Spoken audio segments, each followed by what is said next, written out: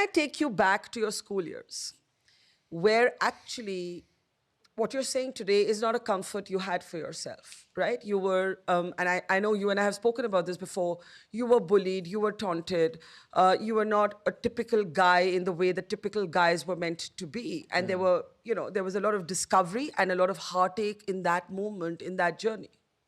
Yeah.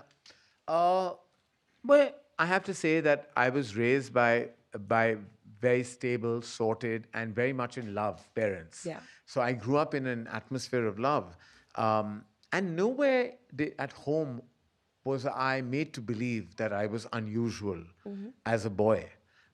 It's the world outside that used words that called you, like the word in the 80s was pansy, which was translated as a boy who's effeminate.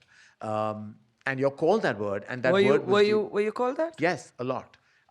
Every time I went out into school competitions, or even like my own building and apartment block was very protective about me. My own school was very protective about me. But we went into school competitions or went outside of our domain where I stayed in my residence. Yeah. And there were other boys and girls at my age who would say very mean and rude things. But when I came back home, Barkha, Yeah.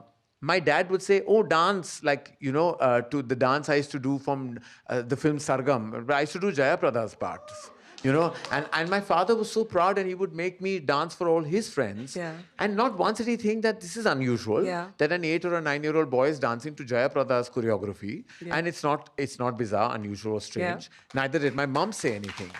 And so when I had that stability at home, that's what kept me strong. It kept me protected and kept me sheltered from the worldview. Having said that, when I went outside, there were people who told me, there was a man who told me he was an elocution, he was a public speaker, and he taught people public speaking. And he told me, you sound like a girl. So bring baritone in your voice because the world will be tough. Who was this person? I won't mention No, his name. not either. name. I mean, who was He actually was somebody who ran a public speaking academy, and he actually came and he was being very. So you were taking public speaking lessons? Yes, I wanted to learn it and hone that craft. But what he took me aside and said that you sound a lot like a girl, and it's not going to hold you well in the world. So he started asking me to come to a special class where he would bring baritone in my voice. Now, not something that I would ever advise anyone to do what I went through. But he was being actually compassionate at that point. He was actually trying to help. Yeah. But I would tell my dad at home that I'm doing computer classes. Whereas actually I was taking this voice training where I was trying to bring baritone in my voice. Because you were trying to sound more like a guy, like a man. man. And he said he also taught me how to walk better and train my hands. And he said life is like living in a box, like you keep using your hands like this so that they don't flip and flop. All this I did, all this I did to conform. Today I would never advise. If my son was a certain way, I would say be that way. But at that time, in the 80s, it was a very different time. The joke here is that I told my dad I was doing computer classes and taking money from him for computer classes, and then the computer arrived at our workplace. And my father said, "Here's the computer. You've been doing computer classes. Abhi sikhao hum sabko." And I had never seen a computer in my life. And I didn't know what to say, that I was trying to sound like a man, not learn the computer terminology. And it was rather embarrassing. Because So what happened then? So he was very disappointed in me that for 3 years I was going to a class and I knew nothing. But I never told him that's where I was going. So 3 years you went to a voice coaching class Yes. to sound more like a guy. Yes.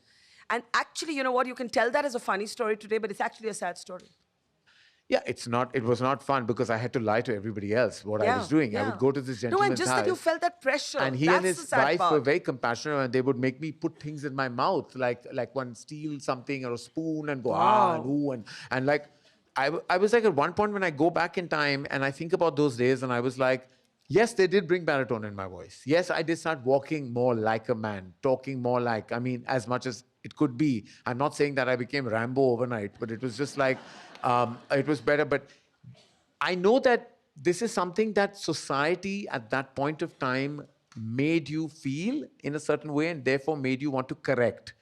Today, you can't correct yourself. You're not flawed. You are who you are. Yeah. And you have to be who you are. And you have to be allowed to be who you are. As a parent, you can clap for that. As a parent, how mindful do you have to be that when you're raising a boy and a girl, son and a daughter, because all of us are products of conditioning. And, we fight it, but then we're still products of conditioning. How mindful do you have to be that you bring them up with the same freedom?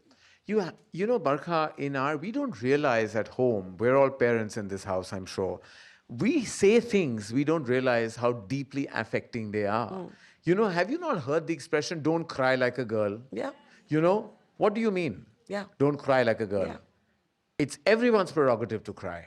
It's everyone's prerogative to laugh. So the first thing is you don't say things like that. The first thing you do is not buy pink for a girl and blue for a boy. Buy two pinks, buy two blues. That's right. The first thing you do is when you're encroaching them into class and saying that my daughter will also learn football. My son will also do dance. Yeah. They will both go to taekwondo. You know, and that's what I've done with my children. They both do dance classes, they do jazz ballet, they do taekwondo, and they play football. They do it together. There is no differentiation made at home. And I tell my people at home to not say these things, you know, that, oh, you know, she should wear dresses and he should wear shorts. Yeah. I'm like, please, let them wear what they want to. They will make their personal choices. And if he does want to wear blue, allow him to wear blue. Sometimes he comes back and says, I won't wear pink. In school, the boys say that only girls wear pink. And then I have to give him a long lecture. Yeah. You know, and after that, and I've given my son has a sense of humor. Yeah. So every time I give him a long lecture and I reprimand him, he takes a beat and turns around and always say, and now any compliments? And I'm like, I don't know what to do because I burst out laughing. Like, he's just hilarious. But I do give those long lectures. It's, as I said, all these lessons all begin at home. What you say with your spouse, with your parents, to them, Yeah. all is heard. So what you say at home is Matters. very, very important.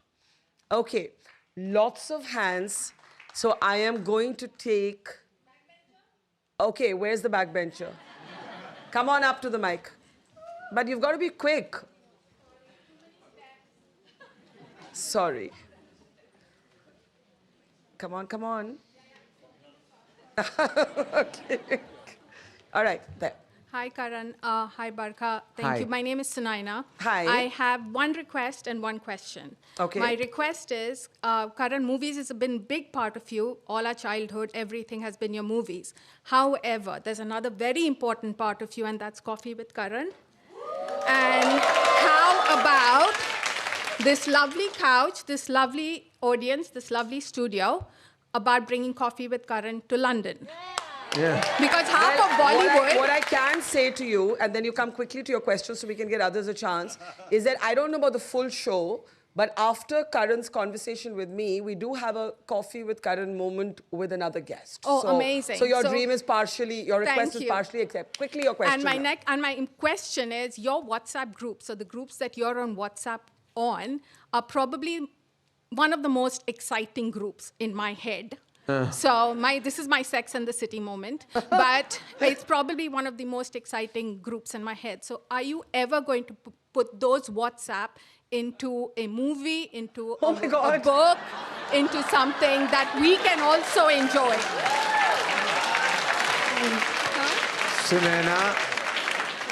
Sunaina, if anyone ever got access to those WhatsApp groups about me and many of my friends from the fraternity, I think we'll have to move to London. Oh, please, anytime. We may not be able to continue living in our city because let me tell you, there is complete, honest, candid, and might I say sometimes very witchy that's what we need to hear. analysis, shall we call it, of our immediate environment and what's going on. We are fashion critics, we are movie critics, we are critics of everything on that group, and everyone has an opinion, and none of us can ever put those opinions out. And unfortunately, that's our fundamental right of like freedom of speech that we can only contain to that WhatsApp group and never let it out. And I'm sure we are allowed to speak our hearts of and minds course. outside of that. But those conversations are very private. Okay, I can I take tried. only one you. more question, and I am going to